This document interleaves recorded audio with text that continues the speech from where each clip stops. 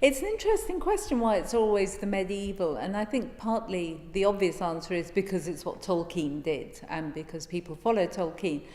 But you can also make the argument that the medieval period is one that we kind of understand because so many of our institutions, like universities, like chivalry, like romantic love, originated there. But it exists in a very fragmentary way, that in Britain and in other parts of Europe, you just see the ruins of the medieval. And so it becomes easier to do things with those fragments. You can build your new world using medieval fragments in a way which I think would be more difficult if you were trying to do it with the 18th century or with the 19th century. That would be a different kind of fantasy from the epic fantasy that the medieval allows. We talked about the history of the restaurant.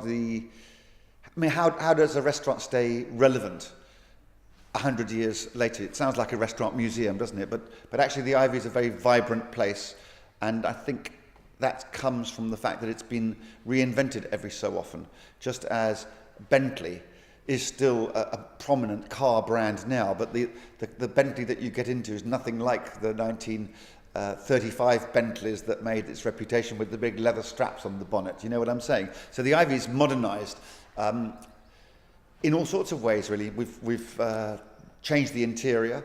So we've got a bar right in the middle of the room now. We've got more stained glass windows than ever, and that's the iconic thing of the Ivy, is the stained glass.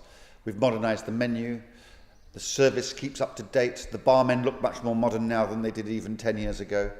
If you want to keep a brand relevant and fashionable and contemporary, well, then you've got to keep reinventing it. What I was talking about were two novels, Serial Killer and Goodnight John Boy, which are based on my recollections of the comic industry that I grew up in. And so they're a kind of history, if you like, of popular culture in the 70s and 80s and its legacy today. And what was it that first drew you into comics? How did you begin in that world?